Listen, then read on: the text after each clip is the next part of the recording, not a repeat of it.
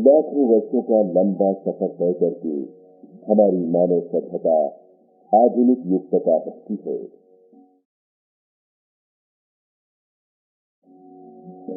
इस लंबी यात्रा में मानव ने जीवन के हर क्षेत्र में प्रगति की है। न्यायिक व्यवस्था की उनमें से एक है। न्याय पर आधारित एक सुव्यवस्थित और सभ्य समाज की स्थापना का प्रयास हर युग में किया जाता रहा है।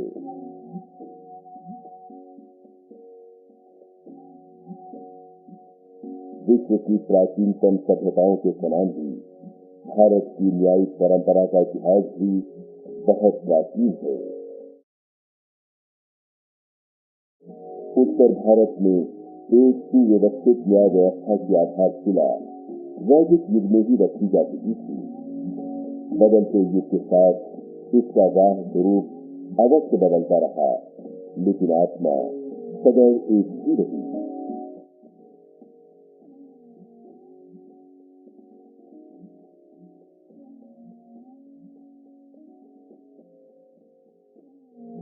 अवध प्रांत का महत्व उत्तर प्रदेश के अन्य प्रांतों की अपेक्षा बहुत अधिक रहा है।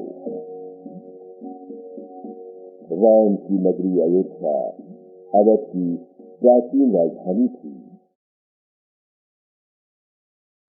नवाब सादत खां बुरहान मुल्क ने अयोध्या से लगभग 4 किलोमीटर दूर अपनी राजधानी बनाई, जो आज फैजाबाद के नाम से मशहूर है।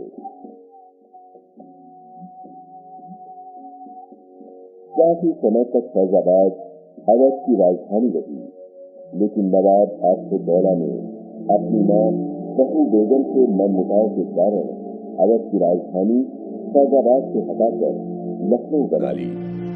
तब से आज तक लखनऊ का राजधानी का दर्जा बरकरार है।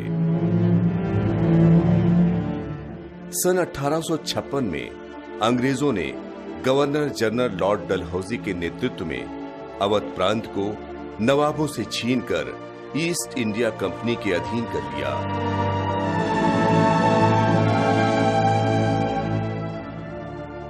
उसी वर्ष अंग्रेजों ने अवध के दीवानी और फौजदारी वादों को निपटाने के लिए कोर्ट ऑफ अपील के स्तर पर एक जुडिशियल कमिश्नर न्यायालय की स्थापना की। शुरू में रेंट और रेवेन्यू वादों के निपटारे के लिए एक अलग फाइनेंशियल कमिश्नर की अदालत थी, लेकिन बाद में इसे समाप्त कर उसके सारे अधिकार जुडिशियल कमिश्नर की अदालत में निहित कर दिए गए। प्रारंभ में केवल एक ही जुडिशियल कमिश्नर की नियुक्ति की गई, लेकिन वादों की संख्या बढ़ने के साथ साथ जुडिशियल कमिश्नर्स की संख्या भी बढ़ती गई। बाद में अतिरिक्त जुडिशियल कमिश्नर्स की भी व्यवस्था की गई, जिनका वेतन जुडिशियल कमिश्नर के वेतन से कम रखा गया। जुडिशियल कमिश्नर का वेतन 3,500 रुपए प्रतिमाह और अतिरिक्त जुडिशियल कमिश्नर का वेतन 3,333 रुपए प्रतिमाह हुआ करता था। जुडिशियल कमिश्नर की व्यवस्था लगभग 70 वर्षों यानी सन 1856 से सन 1925 तक कायम रही और इसके न्यायाधीश अधिकतर इंडियन सिविल सर्विसेज के सदस्य ही हुआ करते थे।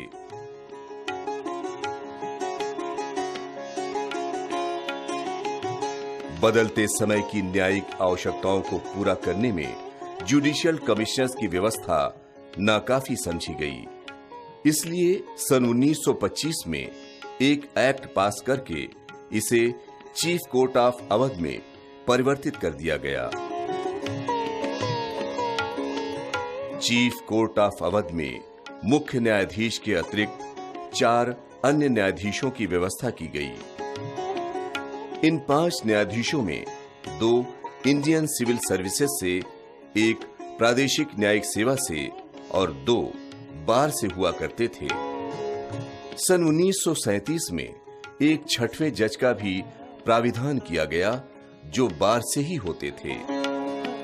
चीफ कोर्ट ऑफ अवध का कार्यकाल 23 वर्षों तक जारी रहा, अर्थात सन 1925 से सन 1948 तक।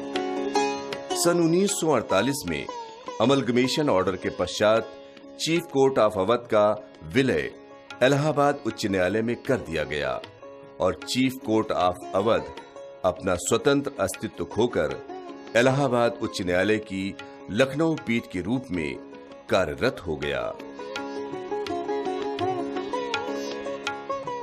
जो वेतन चीफ कोर्ट ऑफ अवध के मुख्य न्यायाधीश तथा अन्य न्यायाधीशों को प्राप्त होता था, वही वेतन इलाहाबाद उच्च न्यायालय के मुख्य न्यायाधीश तथा अन्य न्यायाधीशों को भी प्राप्त होता था। यानी मुख्य न्यायाधीश को 4,000 रुपए प्रतिमाह तथा अन्य न्यायाधीशों को 3,500 रुपए प्रतिमाह।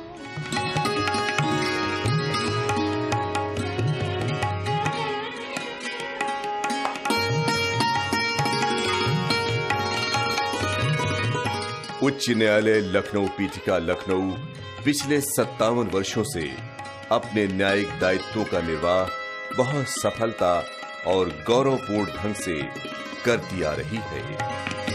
अपने लंबे इतिहास में इस न्यायालय ने अनेक ऐतिहासिक निर्णय देकर देश एवं प्रदेश की सामाजिक, राजनीतिक एवं न्यायिक धारा को नया मोड़ दिया है।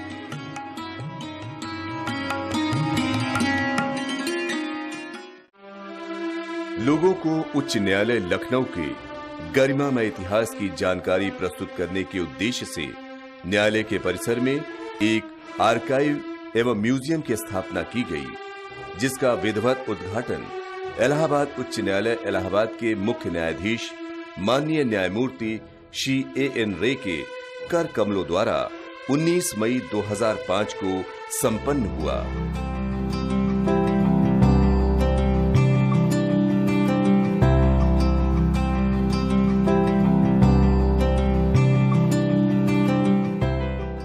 इस आर्काइव एवं म्यूजियम में संग्रहित अनेक बहुमूल्य ऐतिहासिक दस्तावेजों एवं अन्य महत्वपूर्ण सामग्रियों का अवलोकन करने के पश्चात उच्चतम न्यायालय एवं उच्च न्यायालय के अवकाश प्राप्त अनेक न्यायाधीशों ने भूरी भूरी प्रशंसा की।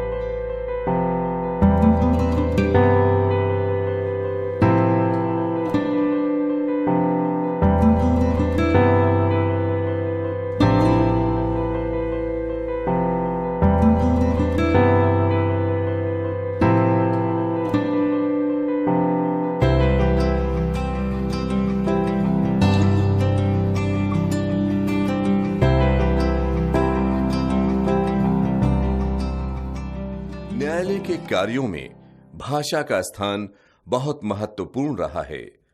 न्यायालय में प्रयोग होने वाली भाषा समय के साथ बदलती रही है।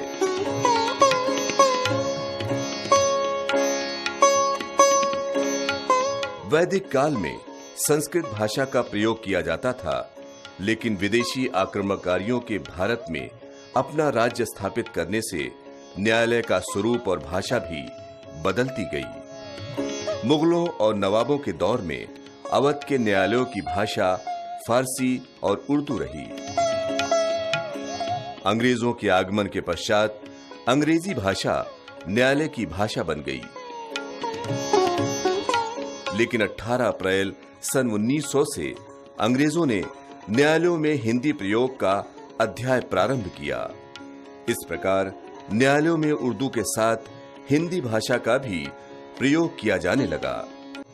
आजादी के पश्चात भारत के संविधान में हिंदी भाषा के विकास के लिए अनुच्छेद 343 से लेकर 351 तक विनिर्मित किए गए। आज न्यायालयों में हिंदी का प्रयोग लगातार बढ़ता जा रहा है।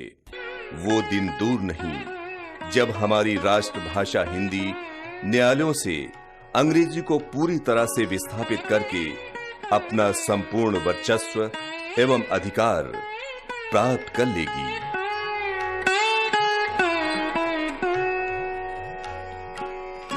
उच्च न्यायालय लखनऊ अपने अतीत के गौरवशाली इतिहास को अपने सीने में संजोए आज भी उसी आन बान और शान से न्याय पथ पर अग्रसर है।